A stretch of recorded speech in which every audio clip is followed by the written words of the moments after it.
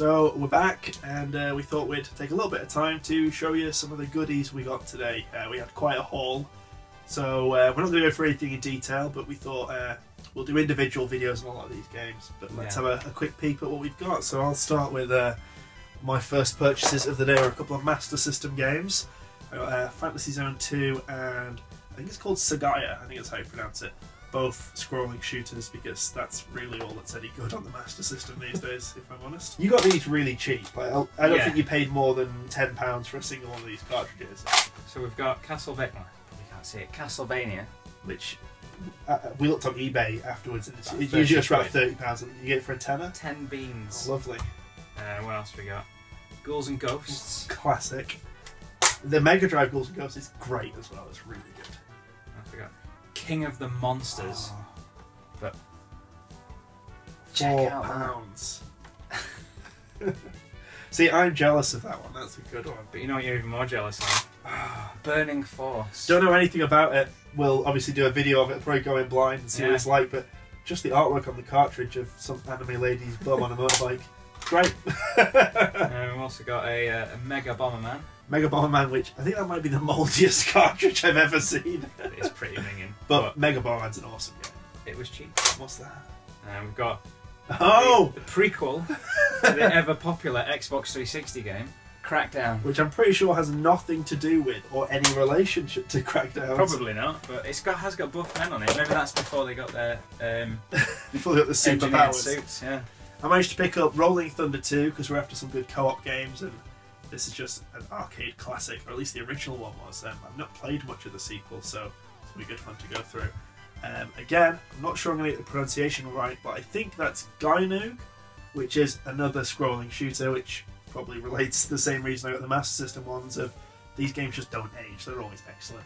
And in the spirit of scrolling shooters, Zero Wing on Mega Drive, which is kind of more famous for the all your base are belong to us than it is for the game itself, which I believe is a fairly average, unremarkable scrolling space shooter, but as you might have been able to tell, I enjoy these things a lot, so looking forward to doing this, especially because, you know, it's become such a big internet meme. It's kind of nice to see where that all started.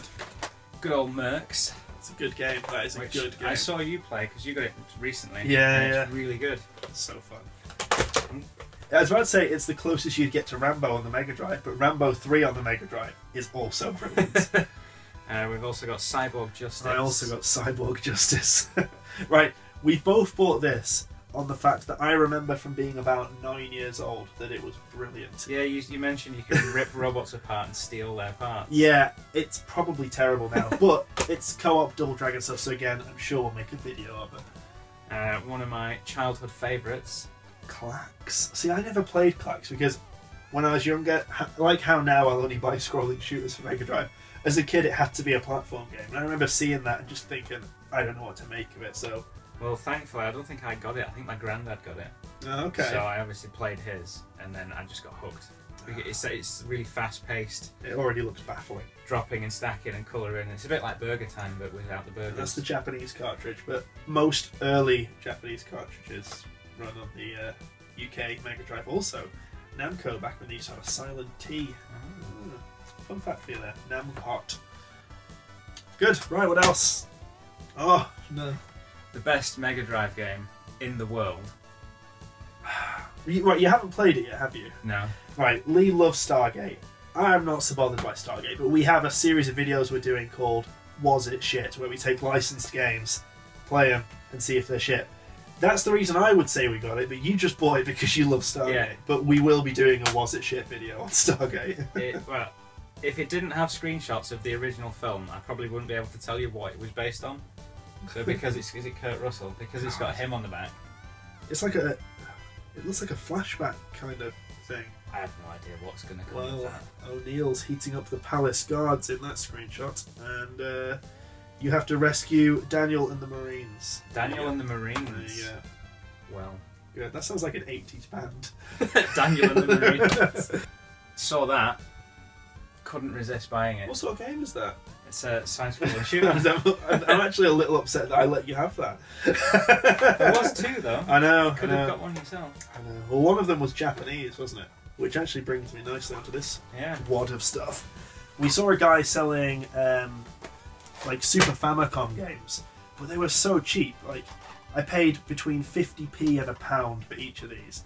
I've got a Famicom converter for my Super Nintendo. I managed to get things like Street Fighter 2 Turbo, a Capcom wrestling game called Muscle Bomber, which I knew nothing of, but has Hager in it from Final Fight.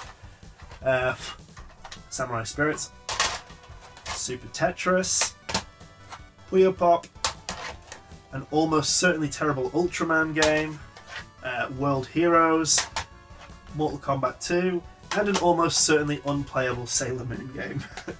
Most of these are beat-em-ups, but the SNES was just great for beat-em-ups. And seeing I don't have a Neo Geo, it was nice to get some of these SNK classics. Yeah. Again, for that whole stack, I probably paid less than £5. There's so many. By the time we saw those, if I hadn't have already reached my budget, you were going to buy a SNES converter. I would have just grabbed his box. Just give me all of them. And, oh, sorry. We also got. I've looked this up. It did get a westernization. It's got the best name ever. The SNES cartridge Dirty Challenger, which is based on anime, which I believe is called Ultimate Muscle over here. Oh. But Dirty Challenger seemed to be. Look at that face. We had a quick go on it, and it seemed almost unplayable, but still well worth the 50p. And then I managed to get RoboCop 3. This was actually cracked on the back. The cartridge shattered. So the guy didn't know if it worked or not. No, so I offered him £2, which is way less than it's worth, on the chance that it might not work. And he said yes. Also, Pack in Time, which I bought pretty much on, well, 2 reasons. 1, it's Pac-Man, and 2, it's called Pack in Time. I don't really see how far wrong we can go with that, so...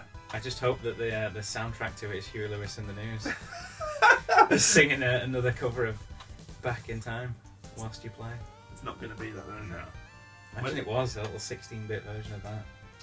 It's not going to be that. What else do we got? Alright, let's go. I'll save those ones. Let's go on to Dreamcast. Now, I love the Dreamcast, but I have such a collection of Dreamcast games that I didn't bother. But we did notice this time, Dreamcast wasn't getting a showing at the Leeds Retro Fair. Everyone seems to have given up on Sega. The collectible stuff suddenly seems to be Nintendo, but last time we went to one of these, Sega stuff was everywhere, and it wasn't as easy to find Dreamcast stuff. Yeah. We saw next to no Sega Saturn. No, there wasn't. No, there's hardly anything. Well, I've not that long ago had to clear out most of my retro collection, but I'm now rebuilding it, which is why Hydro Thunder, which you'd think anyone would already have, which I did have. You know what? I don't own Hydro Thunder, but I do have Four Wheel Thunder, which is also good. I used to spend hours playing that. However, the Xbox Live one is probably a little bit better. You reckon? Yeah. It's a bit different though. It's a bit more polished. Power Stone, which was a bargain. Yeah, how much was Power Stone? How much does that normally go for? Power Stone's probably about a £10–15 Dreamcast game. They were in a 3 for £10. Yeah. If you can get down to these sort of events, and you don't mind having a rummage, there's some real bargains to be had. And then there was, what were you coaxing me into buying? Virtua Tennis. Yeah, Virtua Tennis. Right, let's put it this way. Virtua Tennis, everyone knows is a great game. What have you bought? I bought Mega Force Racing. It's not even called that, it's called Mag Force. Oh, Mag Force Racing. Probably shit. Don't know. Looks a bit like Wipeout. It looks a bit like a shit version of Hydro Thunder. Well, you just wait till we play it. The 164 game we got of the day. Again, I've got quite an extensive 64 collection. There are good games on the 64 I don't know, like Banjo-Tooie and Majora's Mask, but I didn't want to spend a lot of money, so I picked up Cruis'n World, because we played a bit of Cruis'n USA recently, and that's aged great. Yeah. Game. It's just silly arcade fun, which over here in the UK got a battering by the critics on its release, but in the US, both of these games are kind of considered arcade classics. But Cruis'n World, I'll say no more than it has the greatest music I've ever heard in a video game, and I'll try and put that at the end for you, so you can treat yourself. So, well, on the subject of not wanting to spend a lot of money, I did go with the intention of buying Turrican, which we found a copy of. Yeah, it was 90 quid. And what was our budget? 100. So that would have been it. Yeah, no games. Straight in, buy a game, straight back out, which I thought wouldn't have been as entertaining as. Well, I would have missed out on the Stargate gem if I'd bought that. What a shame. Yeah. So we're on to PS1. Oh, they can wait for a minute. And that one. couple of classics. I got Destruction Derby 2. There's that word classic. I don't think it means what you think it means. And Driver 2. Yeah, you know they're classics. That is Driver 2, right. Destruction Derby 2 I'll give you is a good game, but Driver 2 is shite. Like, really bad. I enjoyed it as a kid. No, it's awful. No, it was fine. That was the start. It's the start of the downhill spiral. Like, they had one good one and then just plummeted. And then they just get worse. Now, I think I got... Have you got an actual good game in there before you talk? Well, what's your actual good one? That one. Okay. Probably already seen that, but... I got these. I think it was 5 for £10 the guy gave me a deal on. You got a load. I think that was the guy that was running it that did that. Was it? Yeah, that did the Video Game Market. I don't think I bought anything. Oh, that's right, I got Pack in Time. Yeah. So he was very not kind enough to do me these for £10. But I went for a stab in the dark. He ripped you off if you paid £10 for these. No, he told me not to buy it. I bought it anyway.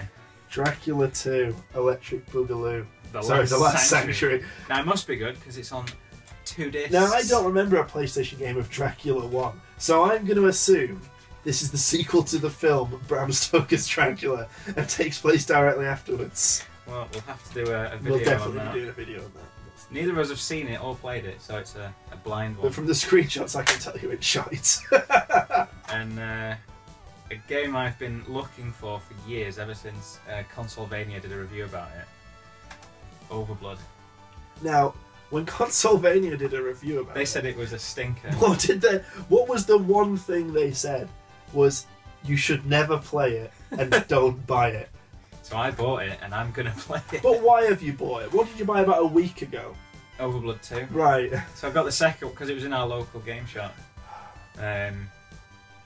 And then I figured before playing that, I better get the first one just so I know what's going on with the story. Yeah. I only want to play it because it's set, well, it plays, from what I can gather, similar to Resident Evil, which is a kind of game I used to love. There are so many shit Resident Evil clones. Well, this is we don't need one of them. I can guarantee that Dracula 2 is going to be another. Good. So this is your final purchase. And my final one, another PS1 game, which is, I remember from being a kid, Excalibur. You promised me this is good. I promise this is good. It's a very, well, it's probably got shite voice acting. I don't trust a game when, you know when you put quotes on the back, where it normally say like an instant classic or 10 out of 10, Edge magazine or whatever. This says, Edge magazine, could well do for 3D action adventures what Tomb Raider did for 3D platformers. That's obviously a preview. That's before they reviewed it. And PlayStation Plus magazine said, has atmosphere in spades. But it's got like 3 dots before that, which means that sentence could have been, the game is terrible, but at least it has atmosphere in spades. No scores in the back of this. I'm not trusting you, but we'll play it. I do like some stinkers, but I have to say, from what I remember, that is not that bad. It's better than it seems. My final purchase of the day was Doshin the Giant for the GameCube, which is a game that I've regretted passing me by when I was younger for a long time, and you just never see it now. And I got this. This is one of the ones we got from Console Passion, and it's like new. It's really nice condition, and just really cool to see a game that they've got hold of that's been looked after this well. It's mint. The manual is, none of the pages are bent or anything. It's like new. It's really cool. But I had a quick go on it. It's basically like Black and White was on the PC. It's that you are the monster. You can be good. You can be evil. You can pick up people, chuck them about. It's good fun. It's odd. Really good time. Yeah. I'd say if you're into your retro games or just games in general, get down to these events if you can. That one was at Leeds and Town Hall. Yeah, it was at the Town Hall, wasn't it? Yeah. Which is right in the city centre, really easy to find. I think it's an annual thing, isn't it? I think it's every year. Every year. I think the next big one is the NERG, the Northeast Retro Gaming, which is in June. Where is it now? Can't remember where it is. We should definitely. It's before E3 anyway, so if we get to that definitely. We should go and check that one out. But there's just really good bargains to be had, and overall, the place was great. Yeah, good atmosphere. Really everyone was really friendly. Yeah, really friendly. All the staff. All the like I say, holders. you had that thing of some stalls were super pristine and clean. I kind of like that rummaging through and finding a gem. I do like that Aladdin's Cave approach of just rummaging to find something cool. And we definitely did. We definitely got some goodies. So yeah, you should get yourself down to these like we did. And that's all we've got to say about it, I guess. Yeah. Unless you've got anything else to say. No, just I'm looking forward to making some videos of these and looking... showing you the quality of these games. I'm looking forward to seeing Stargate and seeing you shed a single tear about what a load of shit it is. That's never going to happen. Right. Cheerio, and thanks for tuning in.